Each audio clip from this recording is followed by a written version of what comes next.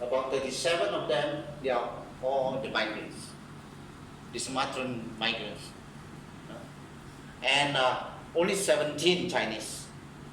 17 Chinese in town. So the migrants were the pioneers in Kajang town. They opened up Kajang. Even the name gambler also. Gambler. Gambler also. This profession is gambler.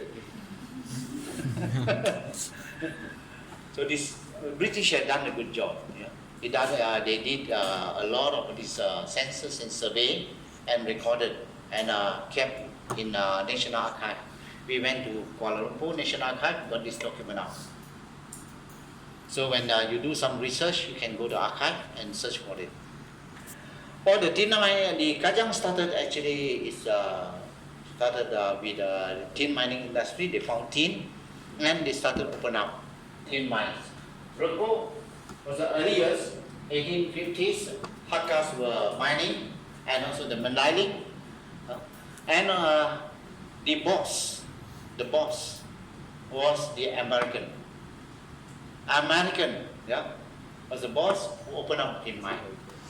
But then the American, when they opened up the mine, they didn't consulted the mandiling locals, so they went in a conflict and some lives were lost, killings, and the American ran away. They ran away. So after that, the Hakkas took over. The mandiling also helped, but the mandiling are mostly they will collect this cukai, taxes from the tin. Bukit Arang is another place near Kajang. This is Ululangat area. Ululangat, 14 miles. If you have been there, if you don't have, haven't been there, you can join me one day for a trip, a one-day trip. You climb up the hill, search for a cave, which was a cave, Dakau cave tin mine. Interesting, huh? In the 1880s, more mines opened up until 1890s and until the early 20th centuries. This is census. This is the production of tin in Selangor, mostly by three areas. Kuala Lumpur, Ampang produce the most, and Ulu Selangor second, actually Ulu Langat third. So these three mining areas in Selangor produce the most tin. Yes, any question? Well, after that, because tin resources is very limited and getting less and less, and the tin price in the world market has dropped. First of all, I want to talk about why they started produce tin in a commercial way. Well, during 1870s, the industrial revolution in Europe started. They need a lot of tin in canning and also production of alloy, metallic metals, parts. So they need that, and they started. The demand for tin is getting higher and higher. So they started to open up most of the mines in the Peninsula Malaya. So this is rubber in 1890s. The British came over in Kajang and they started planting coffee first. Now a lot of people like this Liberia coffee. Liberia coffee, they planted they call it Liberian coffee, the species. They planted and it was not successful. So they converted to this rubber plantation. Kindersley brothers, the two brothers, started acquire about 500 acres of land and they planted rubber. They were successful and then the others followed.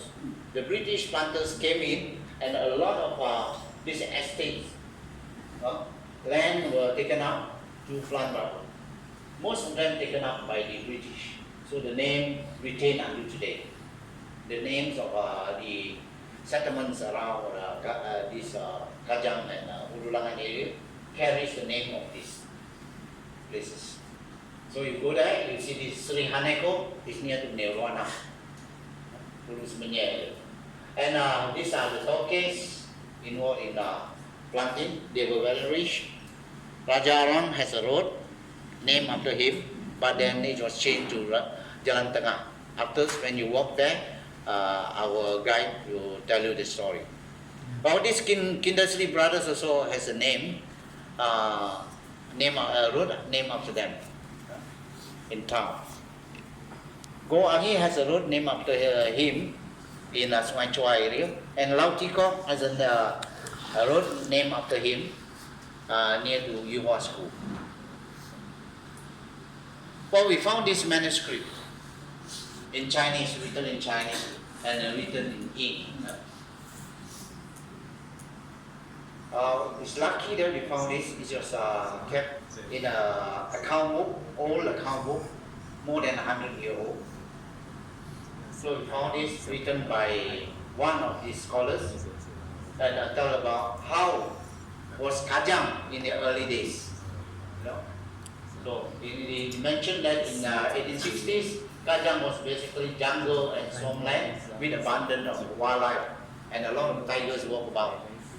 The in 91, they have already 8,000 over, and it increased. But you see, Malays, they're less than the Chinese. Because in town area, most of them are Chinese settlers. They are the traders and they settle down. So the Chinese occupy the town area. Whereas in Ululangan, deeper in the kampungs, the villages, they are all mostly Malays. So the census might not be correct.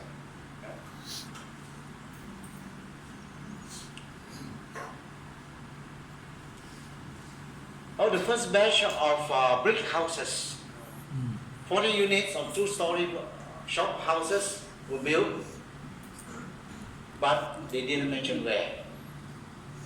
No record saying that where in which road. So your job today is to go and walk about and find out. You are using your knowledge in architecture, in this building material, and the features you have to identify. Tell us where about are these 40 houses or more. Not this, not in these features. This is a photo I took using half concrete and bricks and half the Malay classical structure. This was the DO office, demolished later. So these are the institutions and organizations in early Kajang. In 1875, we have this Kajang police station started off. Why police station first? Because during the Civil War, Kajang was the base of the so-called rebels who fought against Raja Abdullah and gang. So the police head, that is Shire, and Yap Aloy, they sent a troop to this place, Kajang, and fought with this Said Mashko and Sultan Kuasa gang. So they chased them away, and then they took over this Ululangan area, and they started to build this police station here to ensure that the rebels will come back and disturb. So Kajang police station could be one of the earliest. The earliest should be in Klang. It could be the second earliest police station in Selangor. So you have the Ululangan district office set up, Kajang recreation club set up by the British planters and British officers. And Kajang hospital set up by Tauke China, Tauke Chow Yuk, who also contributed a lot in the rubber planting and the building of Kuala Lumpur.